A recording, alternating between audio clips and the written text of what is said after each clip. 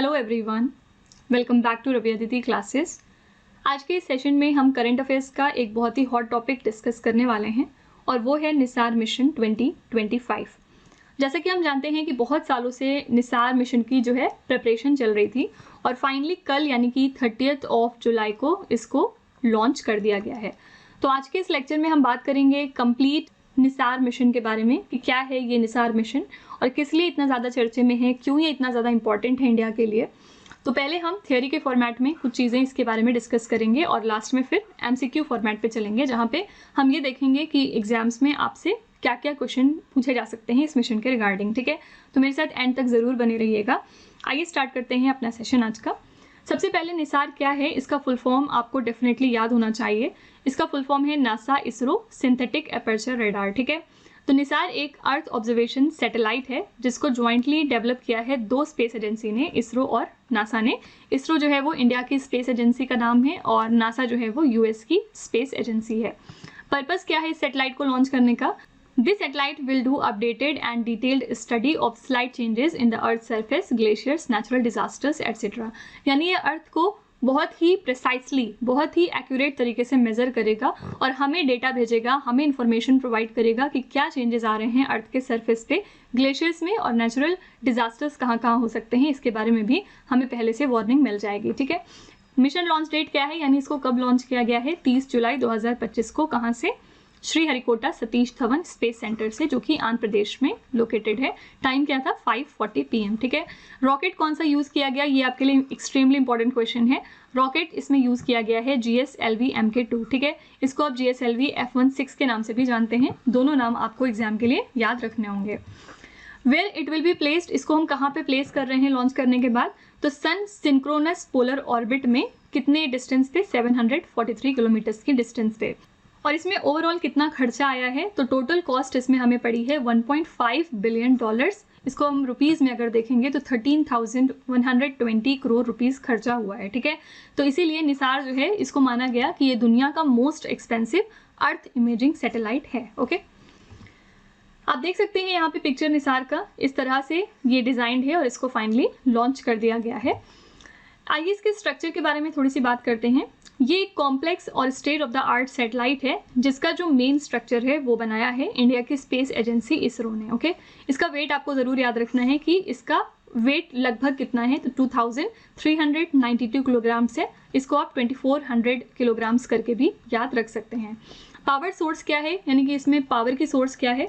तो 4 किलोवाट का इसमें सोलर पैनल यूज़ किया गया है जो सन की हेल्प से इसको एनर्जी का सोर्स प्रोवाइड करते रहेंगे, which will provide continuous energy to the satellite. इसमें एंटीना यूज़ हुआ है किस चीज़ का? एक huge gold mesh reflector antenna use हुआ है जिसकी लेंथ है 12 मीटर की। बूम की लेंथ कितनी है? 9 मीटर। और ये हेल्प करेगा in deploying the antenna in the correct position. यानी कि बूम का रोल क्या होता है? जो एंटीना इसमें यूज़ किया गया है उसको करेक्ट पोजीशन पर, उसकी एक्यूरेट पोजीशन पर मेंटेन करना। स्वैथ कितना है इसमें? 242 किलोमीटर्स। मतलब क्या है? It can observe a 242 kilometres wide swath at a time. Mission की लाइफ टाइम कितनी है? ये मोस्ट इंपॉर्टेंट क्वेश्चन है आपके लिए। 5 साल का मिशन का लाइफ टाइम है, during which it will collect continuous data. यानी कि अगले 5 सालों के बाद हो सकता है इसमें डिफेक्ट आ जाए और ये काम करना बंद कर दे, लेकिन फिलहाल जो अगले 5 साल हैं उसमें ये लगातार डेटा को हमें भेजता रहेगा और ये अच्छे तरीके से वर्क करेगा। डेटा प्रोडक्शन क्या है इसका? Will produce about 80 terabytes of data per day. यानी एक दिन में ये 80 टेराबाइट्स का डेटा इकट्ठा करेगा और हमें सेंड करेगा। निसार किस तरह वर्क करता है आइए देखते हैं। The most unique feature of Nisar is it's use of dual frequency synthetic aperture radar. ठीक है, जो हम निसार शब्द में SAR कहते हैं, सिंथेटिक एपर्चर रेडार, ये इसका मोस्ट इंपॉर्टेंट कैरेक्टरिस्टिक है। मतलब क्या है? मतलब ये है कि जो ज़मीन के ऊपर की चीज़ें हैं और जो ज़मीन के अंदर की चीज़ें हैं, ये दोनों चीज़ों को मॉनिटर करके हमें लगातार डेटा भेजता रहेगा, नो मैटर कि वहाँ पे वेदर की कंडीशन कैसी है। ठीक है, Nisar satellite will be the first satellite in the world to operate in 2 radar frequency bands. यानी कि ये ऐसा पहला सैटेलाइट है दुनिया का जो कि 2 रेडार फ्रिक्वेंसी बैंड्स पे वर्क कर रहा है, L बैंड और S बैंड। ठीक है, और याद रखना है आपको कि जो L बैंड है वो नासा के लिए है और S बैंड जो है वो इसरो के लिए है। ठीक है, तो ये आपके लिए मोस्ट इंपॉर्टेंट क्वेश्चन है। S बैंड और L बैंड के क्या क्या डिफरेंसेस हैं ये चेकआउट करते हैं एक बार। तो जो S बैंड है उसकी फ्रीक्वेंसी होती है लगभग 3.2 गीगाहर्ट्ज और L बैंड की 1.257 गीगाहर्ट्ज तक। एस बैंड की वेवलेंथ है लगभग 10 सेंटीमीटर, एल बैंड की है 25 सेंटीमीटर। और एस बैंड को किसने बनाया है? इसरो ने। और एल बैंड किसके लिए है? नासा के लिए। ठीक है, एस बैंड के फायदे क्या क्या हैं? ये अच्छे तरीके से surface movements, crops, water surface और लूज सॉइल को एक्सप्लोर कर सकता है, एग्जामिन कर सकता है। और एल बैंड के फंक्शंस क्या हैं? ये डेंस फॉरेस्ट को अच्छे से देख सकता है, आइस शीट्स को, changes in the depths of the ground, इन सब चीज़ों को ये मॉनिटर अच्छे तरीके से कर सकता है। निसार के बारे में थोड़ी और चीज़ें देखते हैं। The mission will be implemented in 4 major phases. ठीक है, इसको 4 मेजर लेवल्स पे इम्प्लीमेंट किया जाएगा, जिसमें से जो पहला इसका लेवल था वो कल हो गया है और वो था लॉन्च फेज। ठीक है, तो सक्सेसफुल लॉन्च इसका हुआ from Sriharikota, Andhra Pradesh, using the GSLV F-16 rocket. इसको याद रखिएगा, GSLV MK2 भी कहते हैं। और सेकेंड होगा इसका deployment phase. It include successful extension of the 12 meter antenna into space through a 9 meter long boom. इसमें जो है वो जो 12 मीटर एंटीना यूज किया गया है उसको सक्सेसफुली एक्सटेंड किया जाएगा स्पेस में using the 9 meters long boom. ठीक है, थर्ड है इसका कमिश्निंग फेज, जो कि 90 डेज का है। इस पीरियड में क्या होगा, जितने भी इंस्ट्रूमेंट्स हैं जो इसमें लगाए गए हैं इनको जो है वो थॉरली टेस्ट किया जाएगा और पूरे सिस्टम को अच्छे तरीके से चेक किया जाएगा। फोर्थ है इसमें साइंस ऑपरेशन फेज, यानी अगले 5 सालों तक निसार कंटिन्यूअसली डेटा को कलेक्ट करेगा और अर्थ को मॉनिटर करके हमें डेटा सेंड करेगा। ठीक है, तो ये इसके 4 फेज हैं, launch phase, deployment phase, commissioning phase और साइंस ऑपरेशन फेज, जिसमें से जो पहला इसका फेज था वो कल सक्सेसफुली हो चुका है। ठीक है, orbital and technical characteristics of Nisar देखते हैं इसमें क्या क्या है। पहला इसमें ऑर्बिटल एल्टीट्यूड, ये कितना है? 747 किलोमीटर। मतलब निसार जो है वो अर्थ के ऊपर कितनी डिस्टेंस पे जाके ऑर्बिट करेगा? तो आंसर है 747 किलोमीटर। ठीक है, 747 किलोमीटर के डिस्टेंस पे ये अर्थ को चक्कर लगाएगा। ऑर्बिटल इंक्लिनेशन है इसका 98.4 डिग्रीज। रेपिटेशन साइकिल है 12 दिन का, ये आपके लिए मोस्ट इंपॉर्टेंट है, इसको जरूर याद रखिएगा। मतलब क्या है कि निसार सेम ज्योग्राफिकल रीजन में हर 12 दिन पे क्रॉस करेगा। ठीक है, नेक्स्ट है नोडल क्रॉसिंग टाइम, ये 6 AM 6 PM है। बेसलाइन मिशन ड्यूरेशन कितना माना गया है? 3 साल। या फिर satellite has enough fuel and other consumable such as propellant for 5 years of operation. तो 3 साल तक तो डेफिनेटली ये मिशन जो है वो काम करेगा ही करेगा, लेकिन ऐसा माना गया कि 5 साल तक इसमें एनफ चीज़ें हैं कि ये 5 साल तक भी फंक्शन कर सकता है। ठीक है, तो इसकी जो मिशन की लाइफ टाइम अगर आपसे पूछी जाएगी तो वो हो जाएगी 5 साल और बेसलाइन मिशन ड्यूरेशन है 3 साल। तो वीडियो कंटिन्यू करने से पहले मैं आपको इन्फॉर्म कर दूँ कि अगर आपको डेली करंट अफेयर्स की प्रिपरेशन करनी है तो आपको डेली बेसिस पे इसका कॉन्टेंट मिल जाएगा हमारे channel current affairs by Ravi पे। यहाँ पे डेली हम लोग इंपॉर्टेंट करंट अफेयर्स को कवर करते हैं, तो आप इसको ज़रूर सब्सक्राइब कर लीजिएगा। इसके अलावा अगर आप GS और करंट अफेयर्स हिंदी मीडियम में चाहते हैं तो इसके लिए आप हमारे चैनल रवि स्टडी GK को सब्सक्राइब कर सकते हैं। इन केस आपको बुक्स चाहिए प्रिंटेड फॉर्मेट में तो आपको ये मिल जाएगी हमारी वेबसाइट www.raviaditipublications.com पे, और ये आपके घर तक भी डिलीवर की जाएंगी। तो फिलहाल आपके लिए हमने लॉन्च किया है ये GS का 1 लाइनर 25,000 प्लस एग्जाम फैक्ट का बुक, जहाँ पर सभी इंपॉर्टेंट क्वेश्चंस कवर किए गए हैं। साथ ही आपको यहाँ पे general knowledge, general science, NCERT के नोट्स वगैरह भी मिल जाएंगे, तो आप इसको ज़रूर एक बार विजिट करिएगा। इसके अलावा अगर आपको ई बुक्स चाहिए तो ये ईमेल के थ्रू इंस्टेंटली आपको दी जाएगी, और ये आपको मिलेगा हमारी वेबसाइट www.ravibookspdf.com पर। तो यहाँ पर आप देख सकते हैं कि जनवरी टू अप्रैल यानी कि लास्ट 4 मंथ के करंट अफेयर्स की बुक अवेलेबल है। इसके अलावा यहाँ पे मंथली प्लस ईयरली बुक्स भी अवेलेबल हैं, तो आप इसको भी एक बार ज़रूर चेकआउट करिएगा। इसमें से आपको जो भी बुक्स चाहिए वो आप इस वेबसाइट पे जाके परचेज कर सकते हैं और वो आपको ईमेल के थ्रू भेज दी जाएगी। और ये है हमारा mobile application Ravi study app. यहाँ पे आप देख सकते हैं कि 25,000 plus GS test series available है। यहाँ पे जाके आप फ्री PDF डाउनलोड कर सकते हैं इस लेक्चर का। करंट अफेयर्स के नोट्स आपको मिल जाएंगे, यूट्यूब के वीडियो नोट्स होंगे, e books, GS notes, current affairs की टेस्ट सीरीज और भी बहुत कुछ है। तो आप हमारे रवि स्टडी एप्लीकेशन को भी ज़रूर डाउनलोड करिए और इसको एक्सप्लोर करिए। और सभी वीडियोज़ और ई बुक से रिलेटेड जो अपडेट्स होंगे वो आपको मिलेंगे हमारे Telegram channel Ravi Aditi classes पर, तो इसको भी आप ज़रूर ज्वाइन कर लीजिएगा, जिससे कि आप अपडेटेड रहें हमारे सारे न्यू लॉन्चेस से। तो चलिए अब वीडियो कंटिन्यू करते हैं। बेनिफिट्स क्या है निसार के इंडिया के लिए और ग्लोबल कम्युनिटी के लिए, क्या क्या इसके फ़ायदे हैं आइए देखते हैं। It will improve the early warning system for natural disasters like earthquake, tsunamis and landslides. ठीक है, तो जो भी हमारे नेचुरल डिजास्टर्स हैं उनके लिए ये हमको पहले से वार्निंग प्रोवाइड करेगा। सेकेंड है, it will help in accurately estimating agriculture and the food security. It will monitor climate change के लिए ज़्यादा इसको यूज़ किया जा रहा है. It will improve flood and drought forecasting by providing the accurate information. It will help in understanding the plate tectonics, crust deformation and settle the movements of the earth surface. यानी जो earthquake से related चीज़ें हैं उनको भी ये monitor करेगा. It will assess potential hazards by monitoring the active seismic zones and the volcanoes. It will help in analyzing the greenhouse gas effect. यानी अगर हम overall देखें मोटा मोटा तो ये environment के लिए ज़्यादातर work करेगा. ठीक है. What is GSLV MK2 जिसका यूज़ किया गया है इस मिशन में? GSLV MK2 का फुल फॉर्म है geosynchronous satellite launch vehicle mark 2. ये एक 3 स्टेज का लॉन्च व्हीकल है जिसको डेवलप किया है हमारी स्पेस एजेंसी इसरो ने. GSLV MK2 को इसरो का मीडियम कैपेसिटी लॉन्च व्हीकल भी कहा जाता है. और ये जो रॉकेट है ये असल में 2.5 से लेकर 3 टन तक के सैटेलाइट्स को कैरी कर सकता है. और ये कहाँ तक लेके जाएगा? GTO तक, यानी जियो सिंक्रोनस ट्रांसफर ऑर्बिट तक. ठीक है. तो इस रॉकेट की कैपेसिटी है कि 2.5 से 3 टन तक के सैटेलाइट्स को कैरी कर सकता है. अब यहाँ पे हमने 2 स्पेस एजेंसी की बात की, नासा की बात करी है और इसरो की. तो आइए इनके बारे में भी थोड़े से स्टैटिक फैक्ट देख लेते हैं. सबसे पहले नासा की बात करेंगे. फुल फॉर्म क्या है? National aeronautics and space administration. और नासा स्पेस एजेंसी है किस कंट्री की? USA की. ठीक है. कब फॉर्म हुई थी? 29 जुलाई 1958 को. इसका हेडक्वार्टर्स कहाँ पे है? वॉशिंगटन DC में.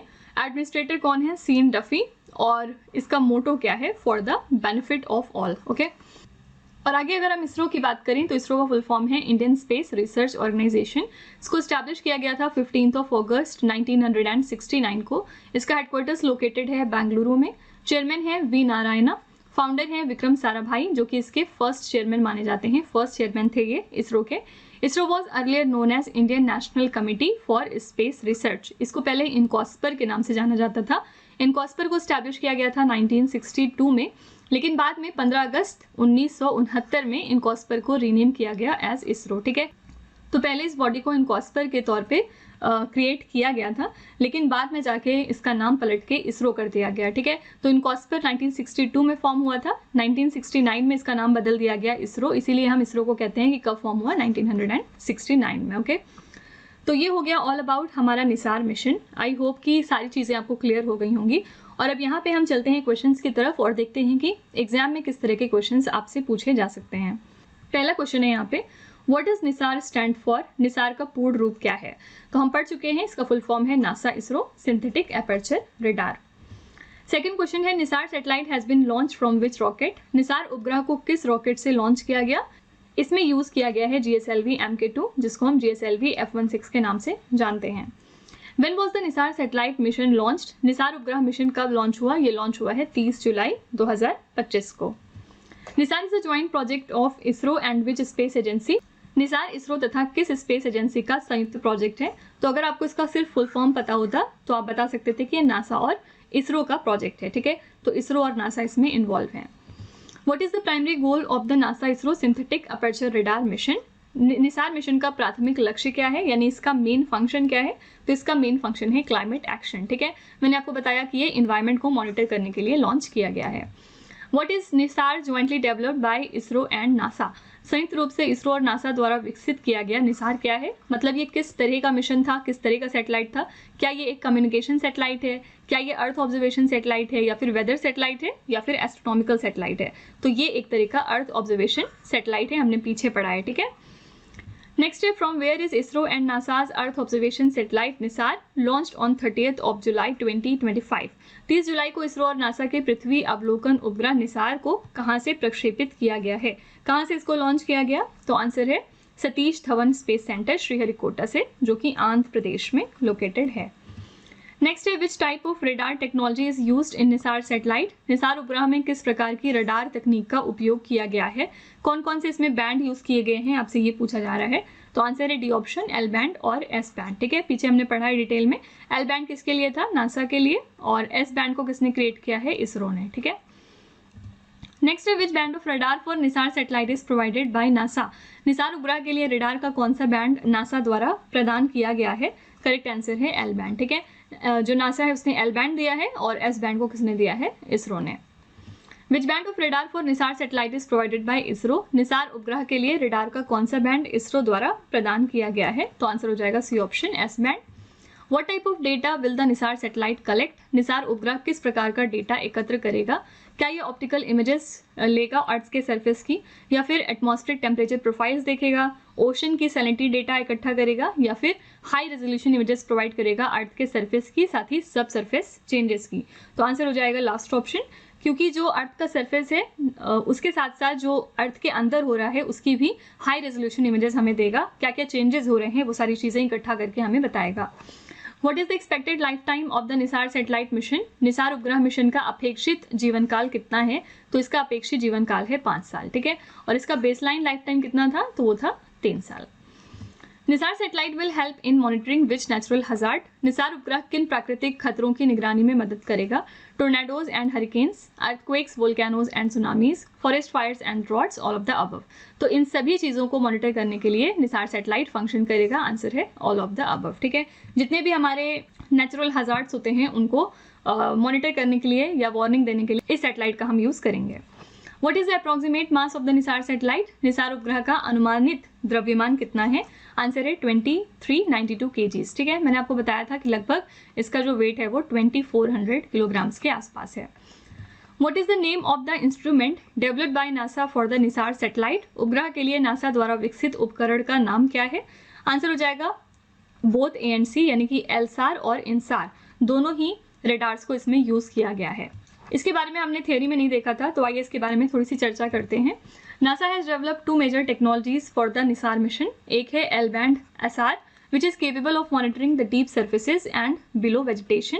दूसरा है इनसार, इसका फुल फॉर्म है interferometric SAR technology which is capable of measuring the surface motion over time, ठीक है। तो 2 चीज़ें इसमें यूज़ हो रही हैं, एक है एल बैंड सार और दूसरा है आपका इनसार, ठीक है। फंक्शन क्या क्या है, एल बैंड सार जो है ये आपको डीप सर्फेसिस की नॉलेज देगा, बिलो वेजिटेशन वगैरह की, और इनसार जो है वो सरफेस के पोर्शन में जो चेंजेस आ रहे हैं उनको देखेगा, मॉनिटर करेगा और हमें बताएगा।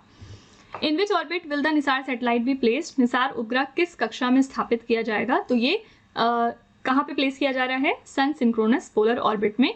कितनी डिस्टेंस पे, तो 743 किलोमीटर्स की डिस्टेंस पे। How frequently will Nisar observe the entire land and ice covered surfaces of earth, Nisar उपग्रह पृथ्वी की पूरी भूमि और बर्फ से ढकी सतहों का कितनी बार निरीक्षण करेगा, तो मैंने आपको बताया कि हर 12 दिन पे ये सेम पोजीशन पे फिर से आ जाएगा, ठीक है। तो 12 दिन के अंदर अंदर ये दोबारा उसी रीजन पे फिर से आएगा चेकआउट करने, ठीक है। एवरी 12 डेज यहाँ पे आंसर हो जाएगा। Nisar is based on which type of satellite frame, Nisar का निर्माण किस प्रकार के फ्रेम पर आधारित है, आंसर है इसरो का I3 के बस, ठीक है। इसका यूज किया गया है निसार में। लास्ट क्वेश्चन है, which special technology is used in the Nisar satellite that allows it to study both the surface and the subsurface of the earth regardless of weather condition। Nisar उपग्रह में कौन सी विशेष तकनीक का उपयोग किया गया जिससे जमीन की गहराई और सतह दोनों का अध्ययन कर सकता है भले ही मौसम कैसा भी हो। तो मैंने आपको बताया था कि जिसमें SAR तकनीक है यानी सिंथेटिक एपर्चर रेडार की तकनीक, उसकी वजह से ये ज़मीन की गहराई और सतह दोनों को अच्छे तरीके से एग्जामिन कर सकता है रिगार्डलेस ऑफ वेदर कंडीशन, यानी ये चीज़ मैटर नहीं करती कि वहाँ पे कंडीशन कैसी है, ठीक है। तो यहाँ पे करेक्ट आंसर हो जाएगा C option, synthetic aperture radar. इस तकनीक का ये यूज़ करेंगे to study both the surface and subsurface of the earth, okay.